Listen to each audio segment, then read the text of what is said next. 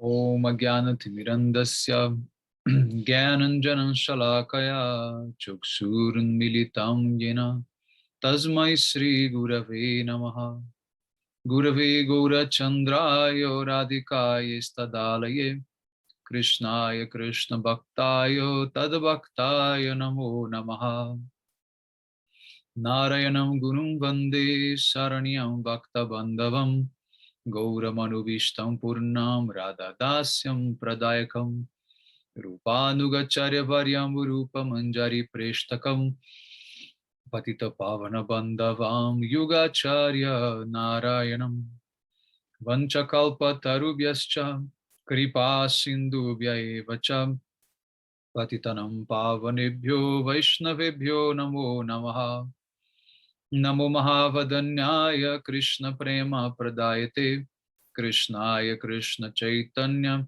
Namne Gaura Twise Namaha Shama Sundara Shikanda Shekara Ismerahasar Murali Manohara Radhikara Sikamam Kripanide Swapriya Charana Kinkarim Kuru Tapta Kanchana Gaurangi Radhe Vrindavaneshwari Vrishabhanusute Devi Pranamami Hari Priye Vrindai Tulasi Devyai Priyai Keshavasya Krishna Bhakti Prade Devi Satyavatyai Namo Namaha Shri Krishna Chaitanya Prabhu Nityananda Sri Advaita Gadadhara Srivasadi Gaura Bhakta Vrinda Hare Krishna Krishna Krishna Hare Hare Hare Ramu Ramo Ramo Hare Hare.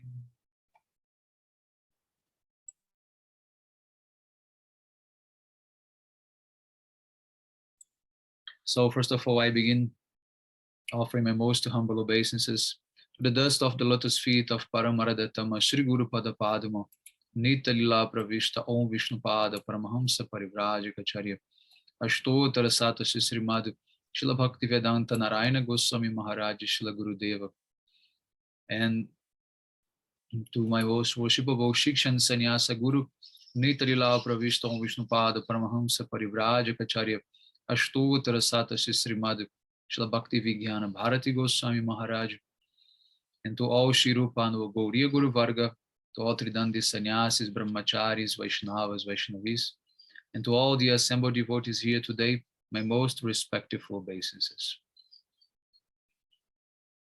So by the causeless mercy of Srila Gurudeva and all Mahabhagavatas Acharyas, we are able to assemble here one more time to continue reading from Sri Raya Ramananda Samvada.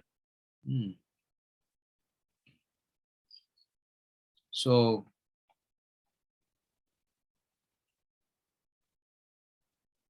we are discussing the meeting between Mahaprabhu and Ramananda Raya, how they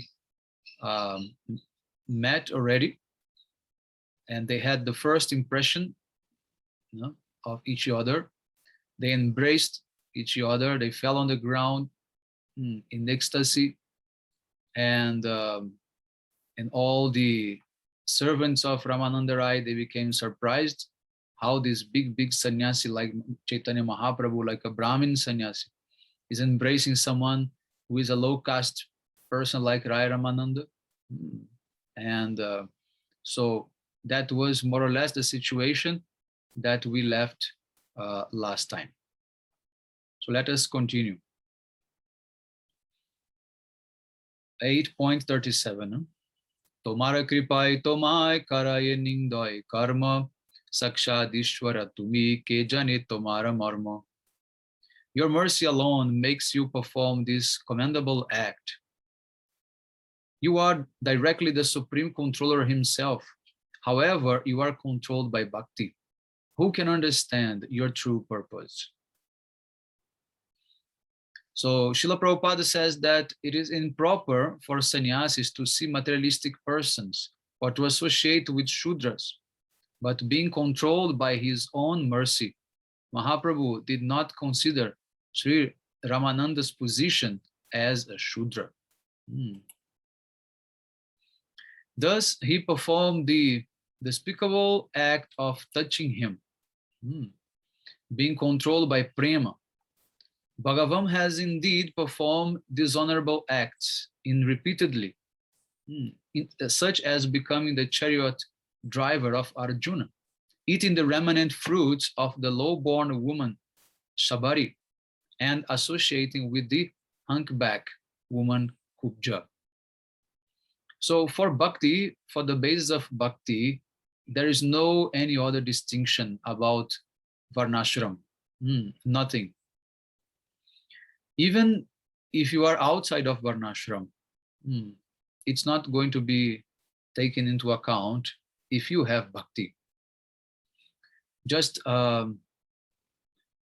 in Jaiva Dharma, also Ananta Das Babaji, he is explaining to Jadava Das the different levels of devotees. How can we recognize them?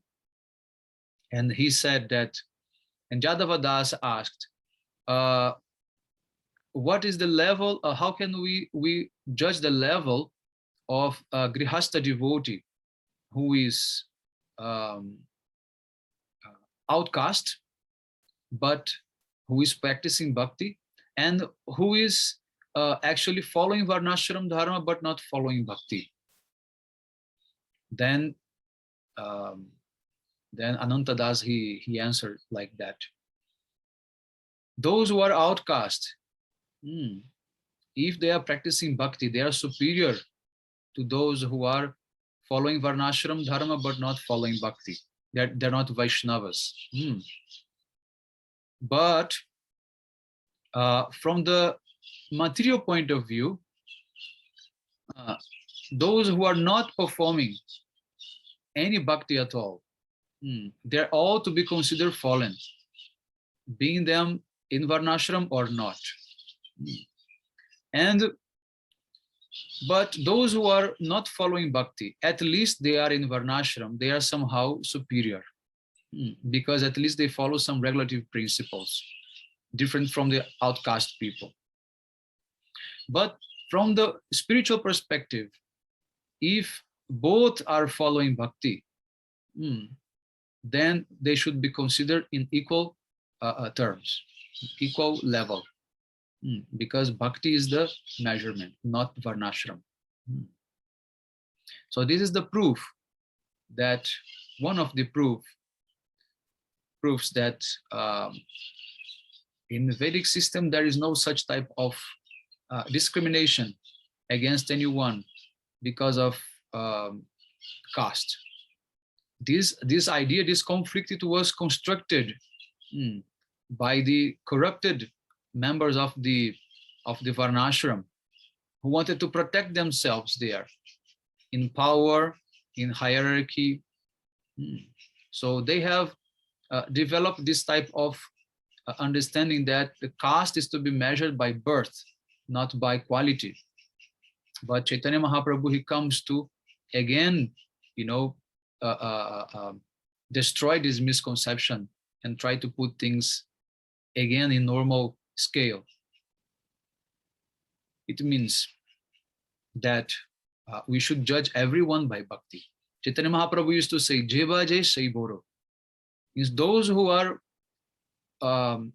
devotees, those who are worshipping, they are to be considered higher than anyone. So bhakti, devotion, it means in general Vaishnavism. It's the only measurement in society to see who is actually higher and who is actually lower. Amanishtarite tomar iha agaman parama doyalu tumi potita pavan. You have come here only to deliver me. You are the ultimate storehouse of mercy, and you purify the fallen souls. Mahanta swabhava e tarite pamar nija karye nahi tabu janatharaghar. By your own magnanimous nature, you always deliver the fallen and sinful souls. You have no personal business of your own, nor do you seek self-profit. Still, for the benefit of the living entities, You travel from house to house. The purpose of your life is only to deliver the fallen souls. Mahad vichalanam nrinam grihinam dina chetasam nishreshya bhagavam nanyat kalpate kvachit. Srimad Bhagavatam 10:8-4. My dear Lord, sometimes great souls go to the homes of householders who are generally fallen and deprived of the association of saintly persons. They do this simply for the eternal good fortune of such family persons, because often those family persons are so immersed in material affairs that they are unable even to visit the ashrams or retreats of the sadhus. Therefore, can there be any reason that you have visited me other than for my auspiciousness? Many people think that sadhus, they go begging from door to door because they need to fill up their bellies and they need to take some advantage of the householders who are working hard, making money. So again, if you put everything like in material terms, then you see that somehow one must feel exploited by the other. And this is like materialism. You know. So, but if you put everything in a spiritual line, in spiritual level, the sadhus, they are going everywhere to benefit the whole society by allowing the householders to perform some service. And once they are serving someone who is in a higher level, they are actually making Sukriti to go also one day to that level. Evolution, spiritual evolution happens by the chain of service. The one you are serving is the one that you are going to become next. So therefore, we are not willing just to serve the general people, the poor, the sick. We want to serve real, like high personalities, spiritually high personalities, because we also want also to come to that level one day. And that's the only way, through service. So in this way, those who are materialistic, they will abuse the sadhus, they will chastise the sadhus, say, go and do some job, go and make some money. Why you're just going here and there begging, not working by yourself, and just taking our money, our food? You are working hard, this and that, this and that. That's what they many tell to us like this, especially in India also. So then in this way, they are actually missing the great opportunity to serve someone who is in the spiritual level, like established in the spiritual level, to give them this possibility to one day also come to that level. That is how we evolve spiritually. There is no other way. It's through service. I remember now one very nice story about Param Gurudev, how the sadhus, they use anything that people can give them in return from their begging, even if sometimes that is an insult or any type of things. So Param Gurudev, he was sending his brahmacharis for collection in different houses and villages. And one brahmachari, he was going every day in one particular house, and the lady of that house was always abusing him, very angry, not welcoming, speaking harsh words, just like as I was telling now.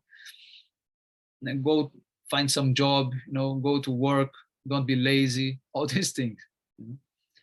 Then, but that brahmachari, he every day used to go.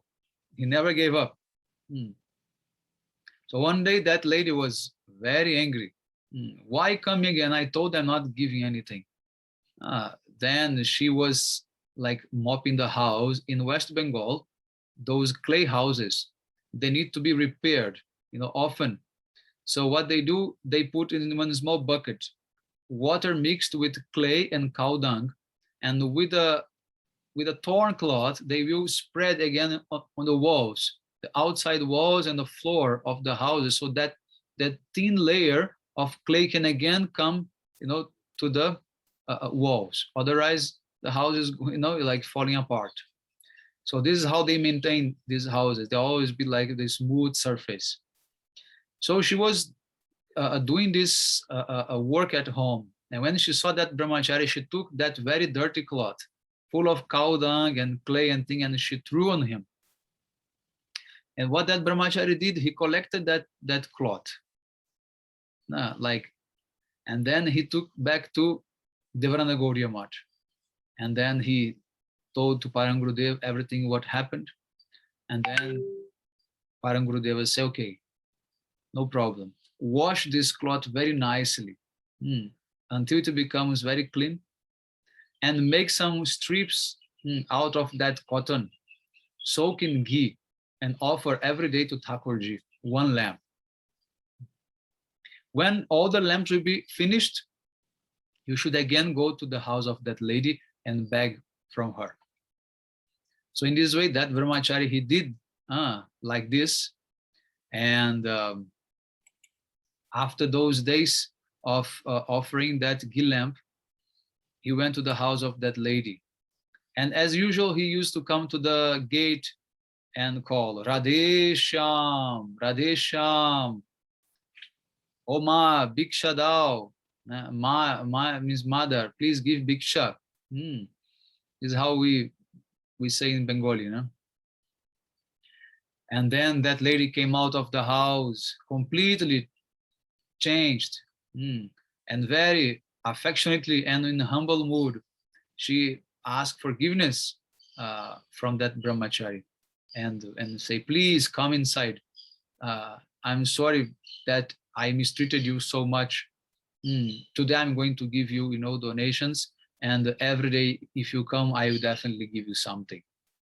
So this is how sadhus are really changing the people's heart, and they are taking anything they're giving, even with bad intention, even with the bad things. So they are transforming that, offering to Krishna, and that spiritual result is coming to that person, So this is the nature of sadhus.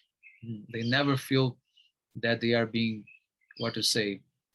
disturbed by any people's reaction. They are insistently trying to give mercy to everyone, even to those who don't want that mercy. So anyway, Sri Nanda Maharaj spoke this verse on the occasion of Sri Gargacharya's visit to his house in Nandagaon at the behest of Sri Vasudev. In this verse, the two words Grihinam means attached householders, and Dina Chetasam, who are very lowly, being engaged in family maintenance and nothing more, indicate Sri Nanda Maharaj's humility. By the influence of Bhakti, Sri Nanda Maharaj considered himself to be less significant than a straw in the street. Such saints do not even bestow their mercy upon the demigods, but upon householders like us, they rain a profusion of mercy. Offering us protection, they are our factual maintainers. Commenting on the word Mahat in this verse, Sri Sanatana Goswami says, Mahatam Sri Bhagavat Seva Kanishtanam. This term is used to refer only to one who is absorbed in the service of Bhagavan. Thus, this indicates that Sriman Mahaprabhu is also a great devotee engaged in the service of Bhagavan. No, he is directly the source of all incarnations, Avatari. He is directly Narayana himself. And Raya Ramananda, he knew that somehow or other. Amar Sange Brahmanadi Sahasre Kajan Tomara Darshane Savar Dravi Bhutaman. Shri Ramananda Rai continued. There are uncountable Brahmanas and other persons here with me. Behold how all of their hearts have melted simply by seeing you. Krishna Korinama Shuni Sabar Vadane Sabar Anga Pulakita Ashru Nayane. Just see, I am hearing the holy name, Krishna, Krishna, coming very sweetly from everybody's mouth. Everyone's bodily hairs are standing erect with ecstasy, and tears are flowing from their eyes. So everyone was touched by the waves of prema coming out of the body of Mahaprabhu and Raya Ramananda combinedly. Hmm. When a pure devotee is having these ecstatic symptoms, this it says that uh, these particles of prema come out of his body, from every pore of his body, and also inundates the atmosphere around. So those who are nearby, they will definitely feel the touch of that, ecstatic symptom. And we have the famous story of Haridas Thakur in the market, right? Perhaps all of you heard how Haridas Thakur came in the market and he saw the snake charmer, and he remembered the pastime of Krishna subduing Kaliya, and then he fell on the ground in ecstasy, and he began to roll from this side to that side and shed tears and perspiration and loudly laughing and crying. And everyone start to come around him and take his feet dust and pay pranams to him, this and that, and take care of him. And from afar, one envious Brahmin, he was watching, and he thought to himself, oh, this very low class, like Muslim, he is receiving so much honor because of displaying all these, dramatic symptoms. What to speak if I am like a Brahmin? We will also do. People, they will come and they worship me. So he just jumped on the ground and he began to fake that, ecstatic symptom, running here and there, rolling this side, that side, crying. And what happened? The snake charmer, he took the stick and he started beating that man, and everyone chased him away because he was not feeling anything. So everyone around was also not feeling anything. I have several experiences like that during Bengal preaching, because Bengalis, they are very dramatic and excessively and also artificially, dramatic.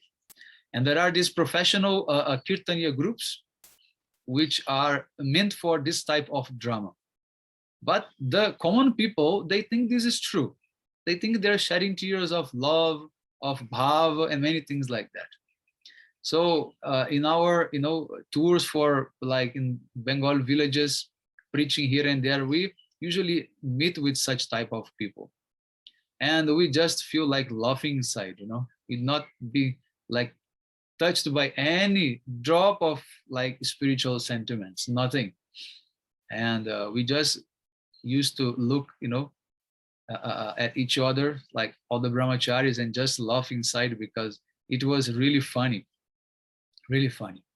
But those who are very foolish, or those just who also want to, what to say, support such practice because somehow or other they are also getting some advantage, they will just make that drama in such a way that everything is so spiritual, everything is so ecstatic, all these things like that. And the guy comes crying so much in front of you, and he does like this with his tears. He's sprinkling on you his tears like that, and then he's rolling on the ground. It's like a very funny thing, very funny. You don't feel anything because this is completely bogus things, So anyway, but now in this meeting of Chaitanya Mahaprabhu and Raya Ramananda, everyone around is feeling that. Everyone is also feeling some type of ecstatic symptoms, and Krishna Nam is coming in their mouth. Everyone is chanting Krishna, Krishna. Akrite prakrite tomar Ishwara lakhan, jive na sambhave e aprakrita gun. One can see the symptoms of the Supreme Lord in your bodily appearance and nature. How is it possible for the ordinary living beings to possess such transcendental qualities that are found in Shri Krishna only, alone? Prabhu kohe tumi maha bhagavatottama tomara darshani sabar drava hoilamon. Hearing this, Sriman Mahaprabhu replied, O Ramananda, you are the best even amongst the topmost devotees. Therefore, only by your audience, not by mine, has everyone's heart melted. Mahaprabhu, on his side, he's also very humble. So now the commentary of Srila Gurudev. Quoting from the Padma Purana, Srila Prabhupada Saraswati Thakur reveals for us the qualities of a Mahabhagavata devotee. The verse says, Tapadi pancha samskari, navidya karma karaka, artha panchaka vidhi vipra, Mahabhagavata smritaha. According to the path of ritualistic worship, the Uttama or Mahabhagavata is characterized as being a Brahmana who has undergone the 5 kinds of samskaras, or purificatory processes, such as austerities, who has executed the Vaishnava rituals of worship, such as deity worship through recital of mantra, and through yoga, yagya sacrifice, offering prayers, chanting the Lord's holy names, and marking the body with auspicious signs, which means the tilak. Who has worshipped the Vaishnavas and who has understood the Artha Panchak, the 5 subjects of knowledge. This is one type of very broad definition of Mahabhagavata devotee. But in Srimad Bhagavatam 11.245, Swayambhagavam himself describes the symptoms of the Mahabhagavata. Sarvabhuteshya pashit bhagavad bhavam atmana bhutani bhagavati atmani esha bhagavata tomaha.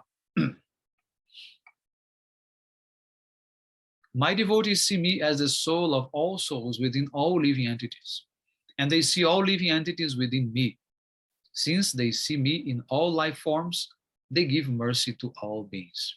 So this is the more common definition of Mahabhagavad that we use.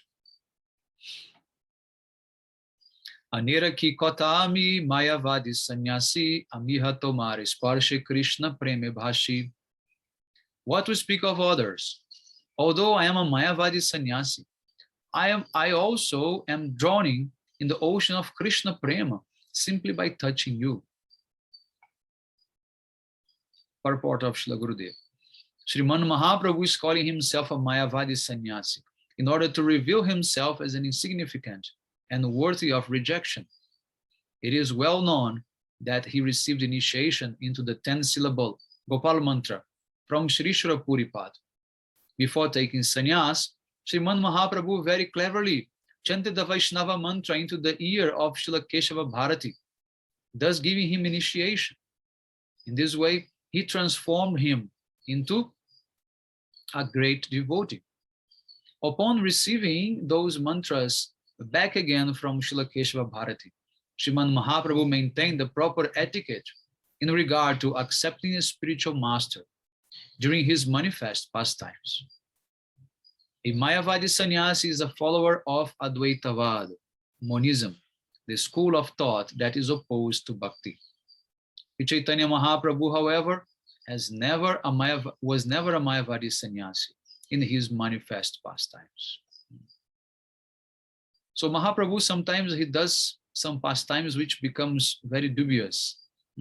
Some people, they will think otherwise, but in fact he was not, of course, a Mayavadi. And all this pastime of him giving this mantra to Keshava Bharati shows how Mahaprabhu is purifying the whole sect of Shankaracharya. And then he's getting back that Gopi mantra, actually. The sannyasi mantra which we get, this is called Gopi mantra. So Mahaprabhu actually initiated first Keshava Bharati, and he removed these Mayavadi conceptions of him at once. And then he was able to initiate Mahaprabhu. But also for the sake of preaching, that was a type of strategy that Mahaprabhu used, because at that time, there were mostly Mayavadi sannyasis. So people used to recognize sannyasis automatically as a respected person because they were, in that sampradaya. Very few others from Sri Sampradaya. And from Madhva Sampradaya, but mostly it was very, very popular. This sannyasis, Mayavadi.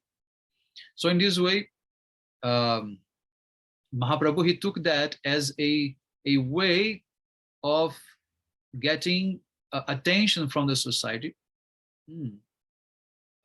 by using that way of the Mayavadi sannyasis. That's why also Nityananda Prabhu breaks his danda, his ekadanda. He breaks in 3 parts and throws in the river. So you are not ekadandi sannyasi. You're not Mayavadi sannyasi. Forget about it. And then he throws everything. So he just uses that. And then after he start to, change that along of his, pastimes. Ejani katina mor hridaya shodite sarvabhauma kohilena tomara milite. Indeed, in order to purify my very hard heart, which is dry and devoid of rasa, Sarvabhauma Bhattacharya had asked me to come and meet you. Eimatto dunhe stuti kore dunhara gune dunhe dunhara darashani anandita mani. In this way, Bhagavan and the devotee praised each other's qualities and both fell into tremendous bliss to see each other. Henokale Vaidika Eka Vaishnava Brahmana Dandavat Kori Koilo Prabhureni Mantrana. At this time, a Brahmana Vaishnava following the Vedic principles came there. He offered Dandavat Pranam before Sri Chaitanya Mahaprabhu and invited him for prasadam. Here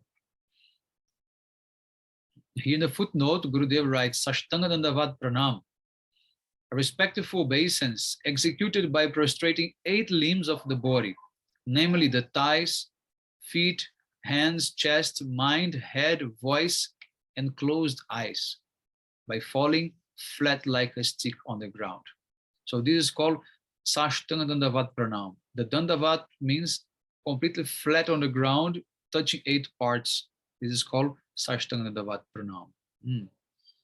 And you can notice in India, perhaps, if someone is offering Dandavat Pranam, if he knows this rule, he will turn his face like this on the ground to touch his both eyes on the ground as well. You can notice that, because the both eyes are part of the Dandavat Pranam. Nimantrana manilo tare Vaishnava janya Ramanande kohe Prabhu ishat hasya. Chaitanya Mahaprabhu knew that Brahmana to be a Vaishnava and accepted his invitation. Smiling, he spoke to Sri Ramananda. Tomar mukhe Krishna kotha sunite hoy mon punarapi pai jena tomara darshan. Sri Ramananda Rai, I am exceedingly eager to hear from your mouth topics about Sri Krishna. Therefore, I wish to have your darshan again. Rai kohe ailo jodi pamora shodite darshan matra shuddha nahe mora dushta chitte. Upon hearing these words from Sriman Mahaprabhu, Sri Ramananda Rai replied, although you have come to cleanse the heart of this fallen soul, simply seeing you is not enough to purify my distorted and polluted heart. Dina pancha shattarohi karaha marjan tabe shuddha hoy mor ei dushtaman. O Lord, please stay for at least 5-7 days and kindly cleanse my contaminated heart. Only if you stay here will the consciousness of this fool becomes pure. Jadyapi vicheda dohar sahana nai jai tatapi dandavat kori chalila ramarai. Although separation from one another was unbearable for both, Sri Ramananda Rai offered his obeisances to Sri Chaitanya Mahaprabhu and on his order departed for his royal palace.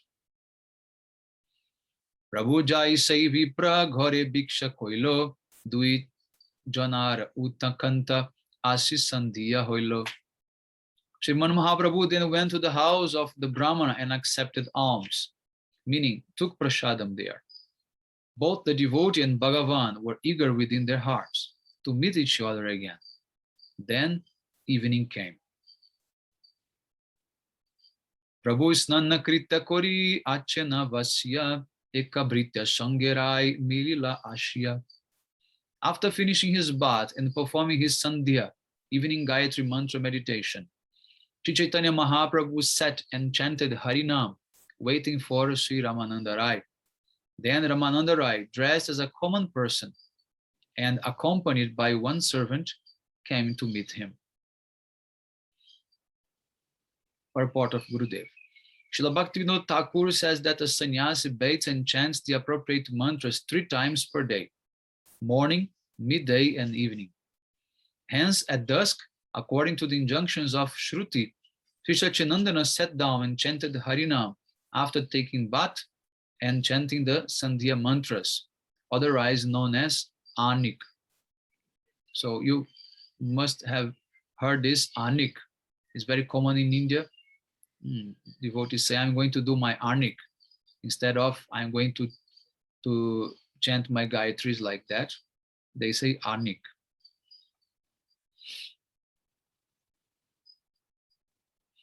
Namaskar koilo rai Prabhu koilo alingane dui jane Krishna kotha koise sthane. Sri Ramananda Rai approached and respectfully prostrated before Mahaprabhu. The Lord arose and embraced him with great prema. Then they began to discuss topics of Krishna in a secluded place. So this is the end of the beginning of the meeting of Ramananda Rai and Sri Chaitanya Mahaprabhu. Now we come to another chapter, which is the Varnashrama Dharma. Prabhu kohe parashloka sandhira nirnoy, Rai kohe swadharma charane Vishnu bhakti hoy. Sriman Mahaprabhu began by saying, O Rai, what is the sadhya, the ultimate goal, and sadhana, the spiritual practice or method to attain that goal for the living entities? Please recite verses from the revealed scriptures as evidence.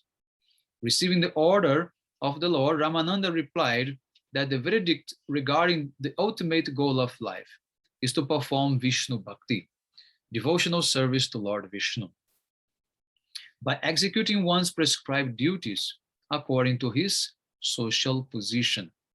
And that is the verse. Varnashram macharavata purushena purapumam Vishnu raradate pantananya tattosha karanam. Vishnu Purana 388.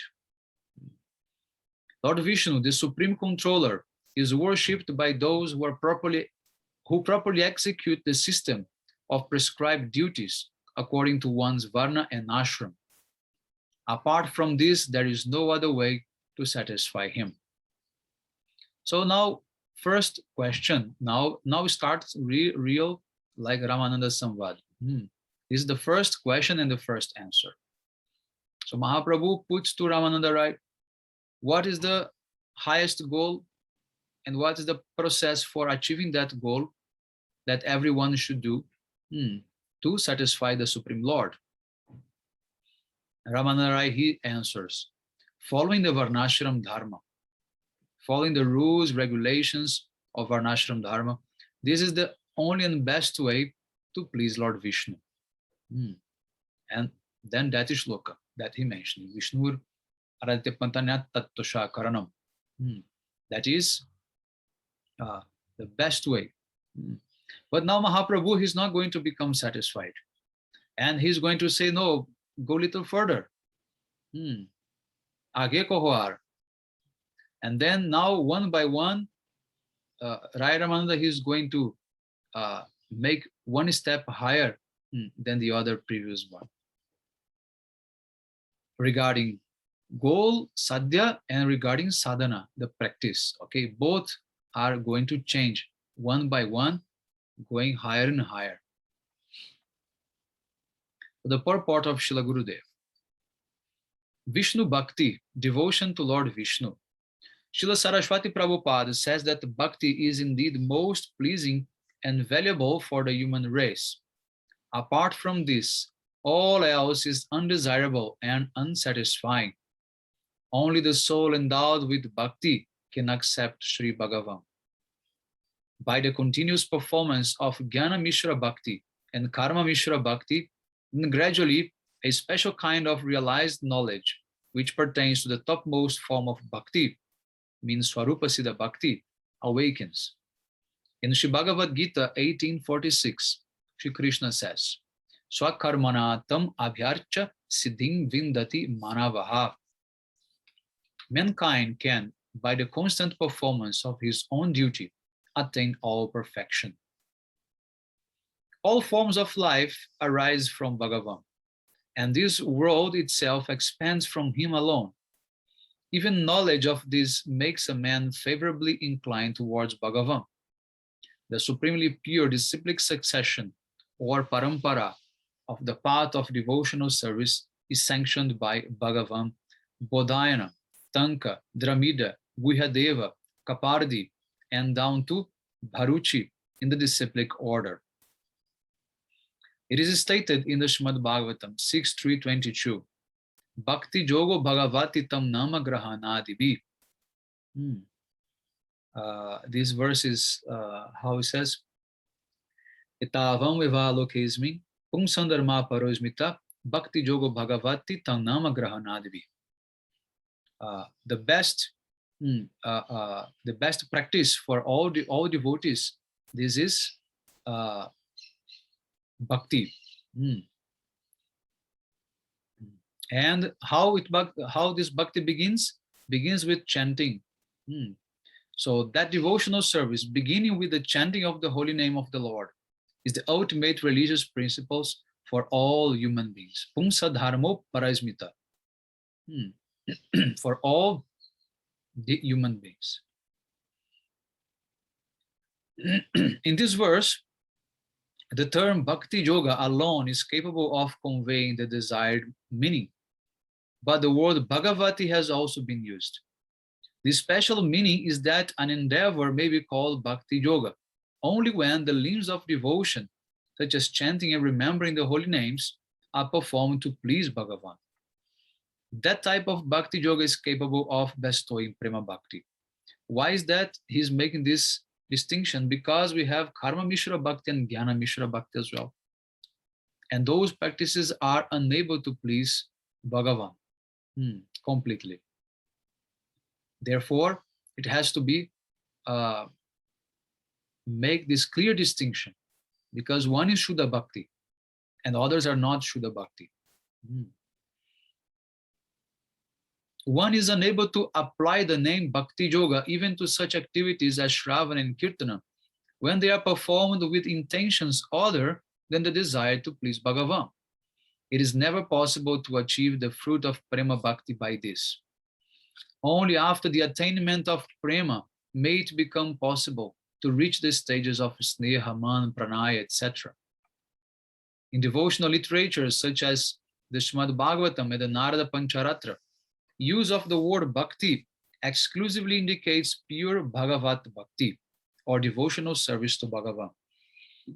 Therefore, it is extremely clear that the word Bhakti only applies to Vishnu Tattva, not to anyone or anything else.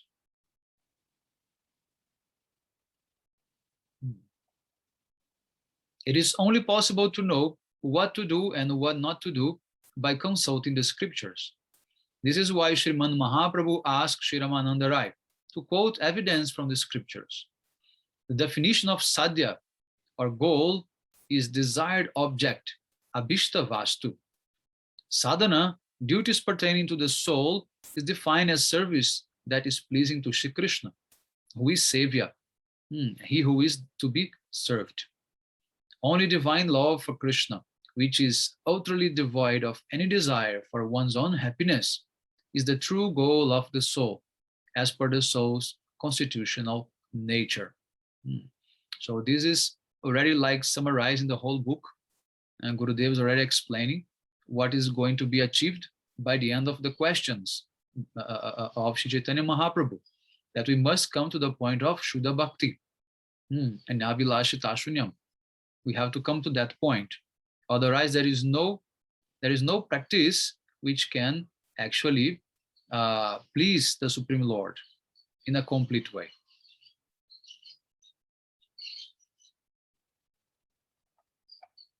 Next one is Swadharma Acharan, following one's prescribed duties. Brahmanas, Kshatriyas, Vaishyas, and Shudras comprise the 4 Varnas, or divisions of society according to one's occupation. And Brahmacharya, Vanaprastha, Sannyasa, and Grihastha, they constitute the 4 spiritual orders or ashramas. When we adhere to the responsibilities ordained by the scriptures for these social and spiritual divisions, we are engaged in the performance of one's prescribed duties. By executing the prescribed directives that are suitable for one's social and spiritual status, it is possible to attain qualification to perform devotional service to Lord Vishnu. Swadharma Acharana cannot be called the sadhana to achieve perfect devotion to Vishnu, which is the goal of human life. Therefore, the words of scripture determine that devotion to Vishnu alone is the true goal. So let me explain. Actually, this answer that Ramananda Rai gave, it's not actually the proper answer. Why? Because following Varnashram Dharma, it's not bhakti to Vishnu. Following Varnashram Dharma is following the orders of Vishnu. Krishna, Vishnu, Bhagavan, he established what is the rules that everyone should follow, right? In Bhagavad Gita, Krishna says himself that he created all the different Varnas and Ashrams. So following that pleases him, but that is not a limb of bhakti. Following Varnashram is not a limb of bhakti. It's just a natural process of following the orders of Krishna, of Vishnu. So therefore, it's not going to satisfy Mahaprabhu, because Mahaprabhu is not here interested in just someone who is, just obedient to God. Being obedient to God is somehow pleasing to God, but it's not coming as a spontaneous loving attraction, devotional service for like real, a satisfaction of Krishna. Okay, that's why this answer is going to be completely rejected by Sri Chaitanya Mahaprabhu.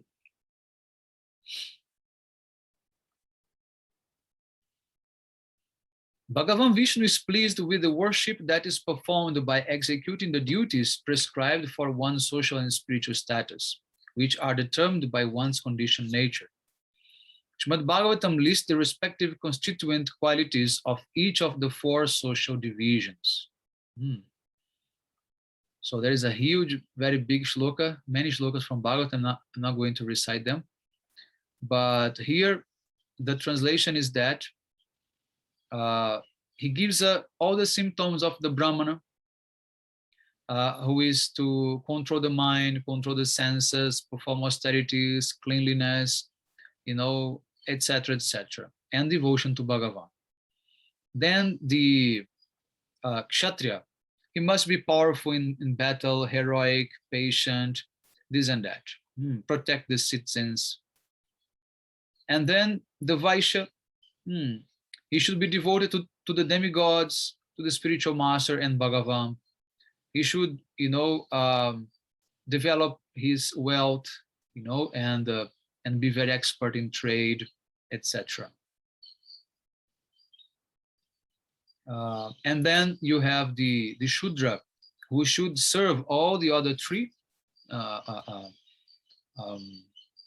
Varnas, and also, protect the cows, protect the Brahmanas and do his duties.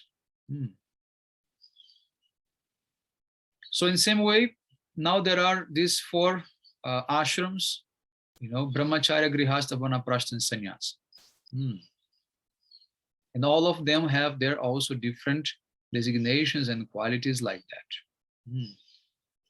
So, and there is a verse from Javala Upanishad 8.5, which says, the saintly Janaka Maharaj asked the great sage Maharishi Yagyavalkya, my lord, please be merciful and explain the qualification for the position of sannyasa and the rules and regulations to be followed by one in that order. Maharishi Yagyavalkya replied, after completing one's time in the Brahmacharya ashram as a celibate student, one should accept the Grihastha ashram, household life. Following that, one should accept the Vanaprastha ashram, in which one retires from household affairs. And after some time, one should accept the sannyasa ashram, the renounced order of life. If feelings of renunciation arise in someone before entering the Grihastha ashram, then one may directly enter also in the sannyasa ashram. So one should endeavor to please Bhagavan in the prescribed manner. If one deviates from this and instead turns to illicit behavior, then the result will be greatly detrimental and one will attain a hellish destination. To follow the path of transcendental enlightenment is the foremost responsibility of the living beings. One's acquired nature, close association, and received teachings each have a discernible effect upon one's life. In the present verse, beginning with Varnashrama Charavata, Sri Ramananda Rai states that the sadhya for every living entity is the attainment of loving sentiments for Vishnu, and that the sadhana to achieve that is following the Varnashrama system. So this is the end of the first question of Sri Chaitanya Mahaprabhu, and we are going to stop here and then continue to the next one, which is offering the results of one's activities to Krishna, means Krishna Karmarpana. Now we are going to give one step ahead in this second question. Okay, next time we can continue. So Hare Krishna.